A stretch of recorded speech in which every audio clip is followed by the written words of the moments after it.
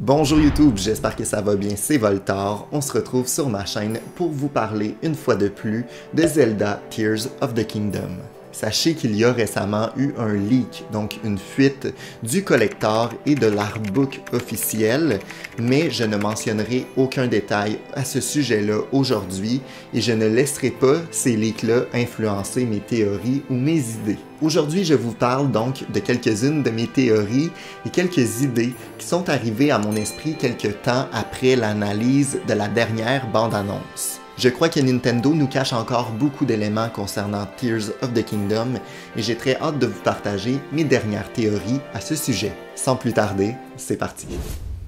Premièrement, je m'attends à ce qu'on voit prochainement différentes améliorations des pouvoirs de Link. On sait déjà que son bras a un peu emmagasiné l'énergie de la tablette Sheikah, donc tous les pouvoirs qu'on pouvait avoir dans Breath of the Wild peuvent se retrouver maintenant dans le bras de Link, mais on voit également que ces pouvoirs-là ont été améliorés ou sont un peu différents de ce qu'on avait vu auparavant. Par exemple, on pourrait voir Nintendo réinventer le pouvoir de Cryonis afin qu'on puisse finalement améliorer ce pouvoir-là dans Tears of the Kingdom. Au lieu que Link fasse une seule plateforme sur l'eau, on peut s'attendre qu'on puisse retenir le bouton afin d'en faire une rangée complète ou une plateforme de différentes formes, de différents sens. Ça pourrait permettre un peu de nouveauté finalement au gameplay et permettre plus de déplacements différents à travers le monde.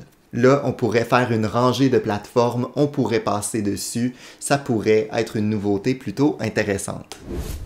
Nintendo nous cache clairement d'autres éléments concernant surtout l'histoire du jeu. Donc, je m'attends à ce qu'on retrouve certains personnages, mais pas tous. Je ne m'attends pas, par exemple, à la présence vraiment importante des descendants des prodiges dans Breath of the Wild, donc par exemple Sidon ou les autres. Je crois qu'on pourrait les voir parce qu'ils font partie de cet univers-là, de ce monde-là, mais qu'ils n'auront pas autant d'importance que dans Breath of the Wild.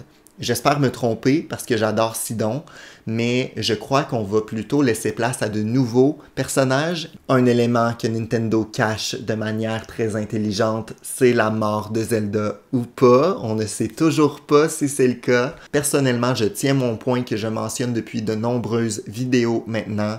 Je ne crois pas qu'elle soit morte.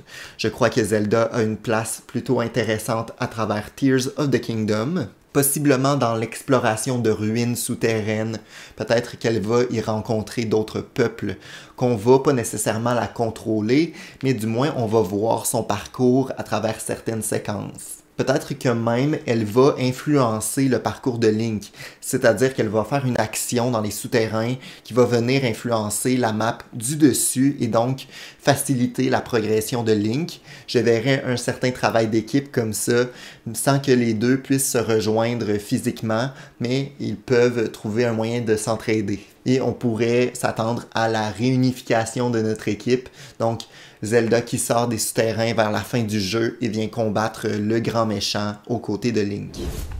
Je crois que ce n'est plus un secret maintenant, il faudra récolter 7 éléments, donc 7 larmes, qui semblent être autour de la déesse Hylia. Où pourraient se trouver ces larmes-là, selon moi, à travers différents donjons? Où se trouveront ces donjons-là? Je crois qu'il y a des lieux particuliers qui pourraient être considérés. On a par exemple le lac, avec le dragon qui semble défendre quelque chose. C'est possiblement l'entrée d'un donjon, ou du moins la possibilité qu'il y ait une larme dans les environs. Surtout que c'est une zone qui est peu exploitée dans Breath of the Wild, ça serait l'endroit idéal pour finalement faire spawner un donjon qui sort du sol, par exemple. Il y aura également, d'après moi, des donjons qui vont se retrouver sur les îles volantes pour rendre ces îles-là utiles à travers le scénario. Il y a une espèce de grande tour qui fait un triangle à l'envers. Ça ne semble pas être un donjon.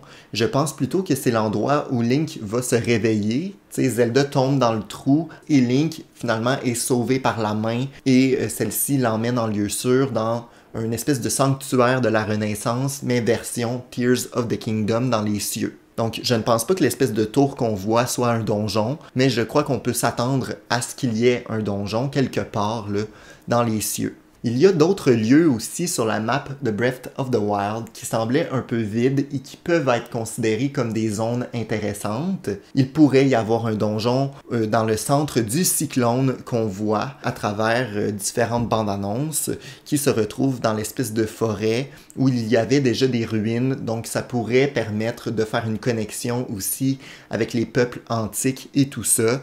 Je crois qu'il est possible qu'au centre du cyclone, on retrouve finalement un donjon que Link peut explorer. Un autre lieu où je verrais bien un donjon, il faut pas que ça soit similaire à Breath of the Wild. Je ne les placerai pas exactement au même endroit.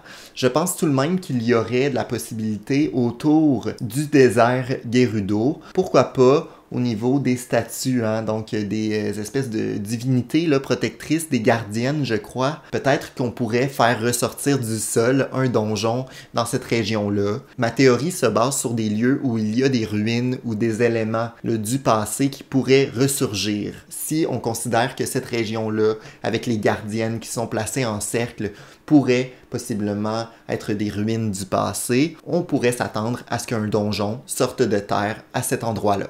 Je suis pratiquement certain que le Temple du Temps va être utile et qu'il va nous servir peut-être à voyager, qui sait, là, dans le passé, 10 000 ans plus tôt, et c'est à ce moment-là là, qu'on va voir l'utilité du Temple du Temps. Si ce n'est pas le cas, si ce n'est pas un lieu qu'on va utiliser afin de voyager dans le temps, je crois qu'il s'agira quand même d'un donjon, ou du moins d'un lieu assez important durant le scénario. Je l'avais déjà mentionné, mais selon moi, un temple ou un donjon autour de la forêt Korogu, peut-être même dans l'arbre Mojo, sous ses racines, ça pourrait être intéressant et un bon clin d'œil à Ocarina of Time. Il faudrait un donjon un peu perdu aussi là, dans les montagnes, surtout au nord, là, au-dessus de la région où on retrouve les piafs dans les montagnes. Il pourrait y avoir des ruines là, qui ressortent dans cette région-là. Ça pourrait être intéressant de pas nécessairement avoir des donjons là, qui sont plus au niveau de la civilisation, mais qu'on explore aussi là, la nature et les environnements. Je sais pas si ça fait 7, probablement pas, mais c'est quand même mes théories concernant la présence de différents donjons un peu répartis partout à travers la map. Un élément que j'ai manqué à travers ma dernière analyse, c'est les 3 labyrinthes qui sont dans Breath of the Wild, des épreuves afin de débloquer des sanctuaires. Je crois qu'ils auront leur utilité dans Tears of the Kingdom, puisque ceux-ci sont emmenés à être portés vers le ciel. Les 3 labyrinthes sont dans les cieux maintenant. Est-ce qu'il y aura de nouvelles épreuves autour de ces labyrinthes-là? Est-ce que c'est vraiment des lieux clés? Ou c'est simplement pour nous faire un clin d'œil que les civilisations du ciel sont ceux qui ont apporté les labyrinthes à cet endroit-là sur Hyrule? Je ne sais pas, mais c'est quand même un détail intéressant. Une de mes hypothèses qui a été inspirée par l'un d'entre vous, ton commentaire va s'afficher ici, donc merci à toi. Si on part à la recherche des larmes à travers le royaume, on pourrait sur la map croiser les âmes errantes là, des habitants qui ont été tués ou du moins enfermés par Ganon. On partirait en voyage à la recherche des larmes et sur notre route, on pourrait croiser les âmes errantes des habitants d'Hyrule et on pourrait les collecter afin de les sauver. Ça pourrait être les nouveaux Korogu, une manière différente d'avoir des collectibles à travers la map. Vous me direz ce que vous pensez de cette idée. J'ai trouvé que c'était une bonne possibilité. Je crois qu'on pourrait aussi avoir accès à un laboratoire, même si ce n'est pas exactement les mêmes endroits. On pourrait s'attendre que lorsqu'on combat des monstres qui viennent des cieux, donc les espèces de machines un peu plus technologiques qu'on a vues à travers les précédentes bandes annonces, on pourrait se dire qu'on pourrait collecter leur essence ou leur énergie, certaines pièces, afin de fabriquer de notre côté nos véhicules, mais également les utiliser à la manière des pièces des gardiens pour fabriquer des armes ou des nouvelles technologies pour Link, possiblement aussi améliorer ses pouvoirs au niveau de son bras. Selon moi, le gros du scénario va être axé sur tout ce qui est rébellion. Donc on a l'esprit, l'essence de Ganondorf. Je suis pratiquement certain que c'est lui, là. Je sais qu'en commentaire, on a encore des débats là-dessus, mais ça me semble très concret et de plus en plus véridique. On a Ganondorf là, face à nous, l'espèce de momie ressemble beaucoup à lui. Donc, il y a lui qui prend le contrôle, qui veut tuer les habitants, qui les transforme en sorte d'âmes, possiblement. Et nous, de notre côté, on pourrait monter avec nos alliés une sorte de rébellion afin de vraiment anéantir Ganondorf. Et pour ce faire, on se base sur le passé d'Hyrule et comment, par le passé, on a réussi là, à vaincre cette menace-là. Il y a 10 000 ans, on en parle dans Breath of the Wild, les héros ont réussi à le faire, donc je crois qu'on va aller voir Impa. Elle pourrait nous expliquer de quelle manière interagir avec les peuples anciens d'Hyrule, et ainsi apprendre à manipuler leur technologie, mais également les pouvoirs des anciennes divinités, et trouver un moyen de défendre Hyrule et de créer une sorte de rébellion contre l'armée de Ganondorf. Je crois qu'on a vraiment un scénario qui va s'axer sur la survie du royaume. On va voir, certes, Link sauver le royaume, mais cette fois-ci, je crois qu'on va avoir aussi ses habitants qui vont nous venir en aide, là où dans Breath of the Wild, Link a fait ça un peu tout seul. Je crois également qu'on va assister à des pertes, possiblement Impa. Je pense qu'elle va être là au début du jeu, mais que rapidement, on va finalement voir qu'à travers la rébellion, on va devoir quitter le village Cocorico, il va se faire attaquer et Impa va rester dans le village afin de le défendre. Je verrais bien son sacrifice un peu touchant finalement dès le début du jeu Tears of the Kingdom. Ce sont mes idées pour l'instant, mes théories, et encore une fois, je suis possiblement complètement dans le champ, et si c'est le cas, tant mieux, ça veut dire que Nintendo cache bien leurs cartes et qu'ils vont nous surprendre avec un jeu exceptionnel. J'espère que la vidéo vous a plu, merci à tous ceux qui s'abonnent, qui commentent. Dites-moi en commentaire si vous voulez d'autres vidéos au sujet de Zelda et si vous avez vos propres théories. Merci beaucoup à tous ceux qui me soutiennent à travers ce projet-là. On se retrouve très bientôt pour une nouvelle vidéo sur ma chaîne. Ciao!